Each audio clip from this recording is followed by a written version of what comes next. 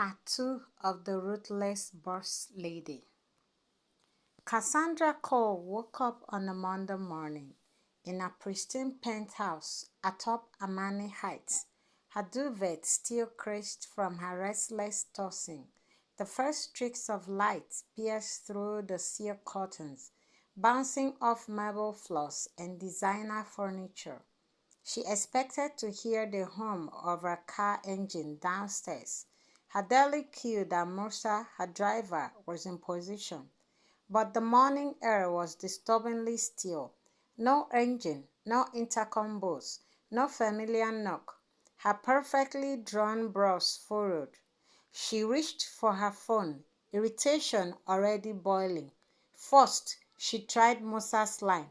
No answer. She tried again and again. She tried again, the fifth time, and no answer. She eased and slammed the phone on the glass table. Fool, she burst Christy, her home assistant. Where is Mosa? Why is he not at the gate yet? Ma, I, I don't know, ma. Christy stuttered. He didn't report this morning. Just as Cassandra rose to her feet, adjusting a silk robe, her phone rang. Mosa. She picked it up with fire in her tone. You better have a reason worthy of resurrection, Mosa, because I should kill you. Madam, I'm very sorry. His voice quivered. I had an accident on the mainland. The taxi I took, it was hit by a truck. I crawled out. I'm, I'm sorry, ma. She didn't even wait for him to finish. So you now take taxis to work? What are you, a rat? And you couldn't call me? Didn't I buy you a backup phone? Do I pay you to take joyrides in death traps? I, I, I'm almost at the gate, ma'am. I just wanted to still come. The call ended abruptly. Half an hour later, Mosa stood at her compound gate, bleeding and bruised. His shirt was torn at the shoulder, his lips cracked, and dust caked his hair, but he held the car keys out with trembling hands. Cassandra walked out, dressed in her signature navy blue suit and sky-high stilettos. She took one look at him and sneered. You showed up looking like a crime scene. You are very disgusting and shameless and disrespectful. Is this how you honor the woman who fits your miserable family and life? Mosa bowed, pain ached in every motion. I'm sorry, madam. I didn't want you to be stranded. I just knew I had to do my job or I'll be fired. You sure damn know you will be. Spare me the soap opera. She yanked the key from his hands. You'll be lucky to get half your salary this month. And don't ever, ever come to my house looking like something the streets vomited. She stepped into the car and slammed the door shut. By 9 a.m., Cassandra was standing in the main boardroom of Cassandra Empire Group, a towering figure casting a shadow over a staff. Is this your idea of a growth strategy?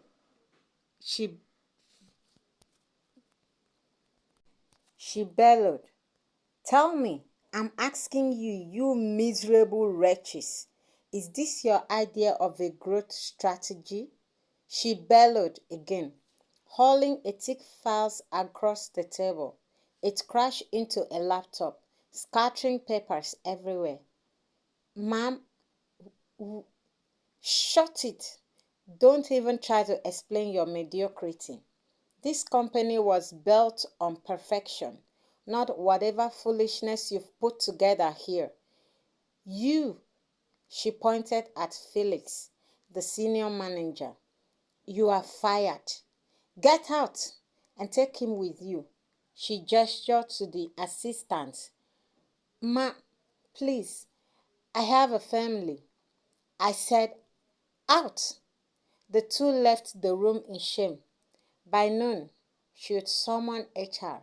Both heads stood nervously in front of her desk. You two are the gatekeepers of talent, yes? She asked, tapping her fingers on the table. Yes, Miss Cord. Then why does this place smell like a circus? Are you hiring from a zoo? Silence. You are both fired. Now, I want your access revoked in 10 minutes. Gasps echoed in the corridor.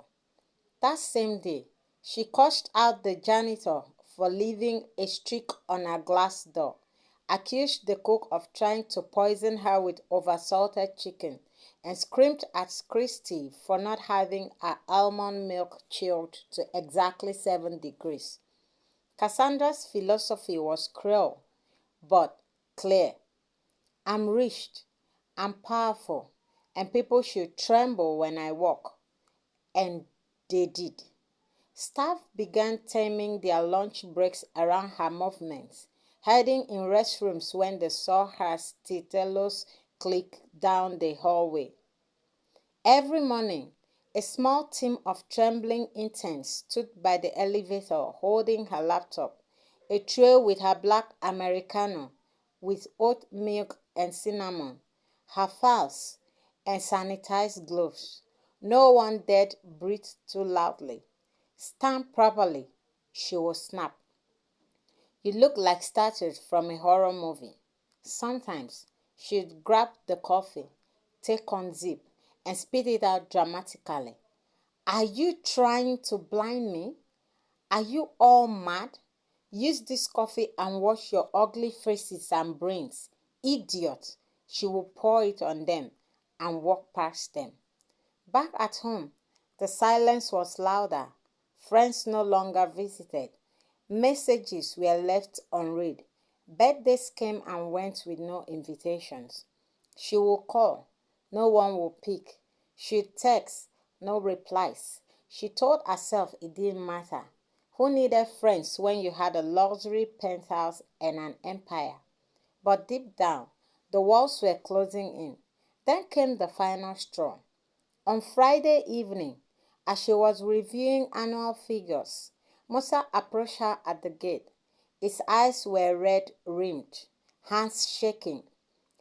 Madam, please, my mother just died. I need to go to the village for her burial. I'm all she had. Please, I'm begging. Cassandra didn't flinch.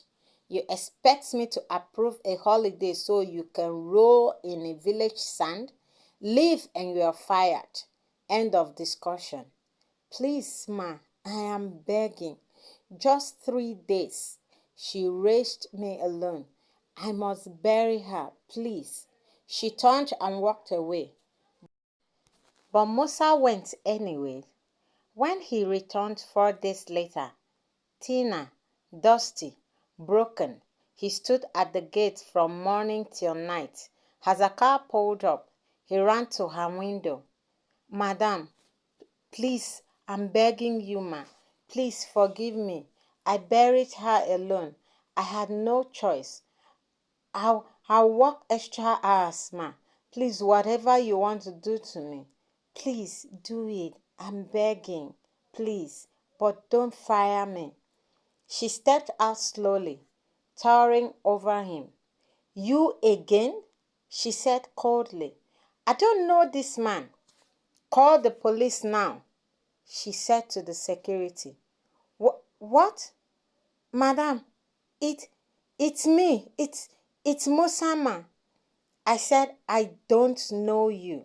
This is harassment. It's trying to rob me. Please. Mosa fell on his knees, tears streaming. The guards hesitated. You, she barked at them, unless you want to join him in the streets.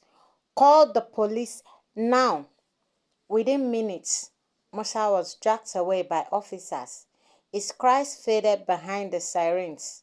2 days later, Juliet, our old college friend, walked into Cassandra's office unannounced. She didn't smile. "Cass," she said, "I heard what happened to Mosa. I know his family.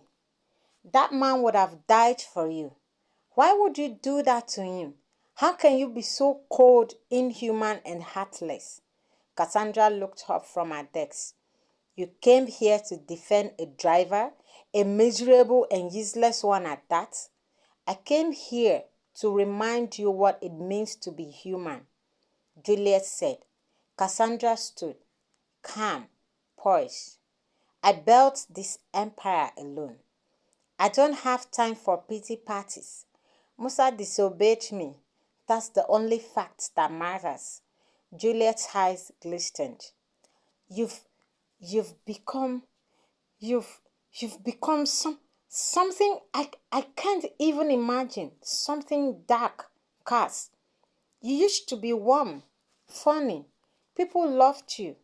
Cassandra walked to the window, zipping her wine, and she smacks. "People feared me now. That's better than love." Julia stood defeated. "I hope someday, when you need someone, you find no one. And then you'll realize what this life really means, to have people around and not about wealth, royalty, loyalty, feared, and money. You useless friend. I'm done with you," she said and left. That night, the cook served her stew. Cassandra dipped a spoon in, sniffed, and flung the bowl across the kitchen. "Are you feeding me gutter oil now? Are you mad? Is this poison? Are you trying to kill me? You want to kill me? You want to join Mosa? You are fired." The cook ran out in tears. Christy, hiding in the hallway, held her breath. Cassandra stood alone at the table, stew dripping from the walls. But even as the silence roared around her, she smiled. "I am Cassandra Cole," she whispered, "and I bow to no one."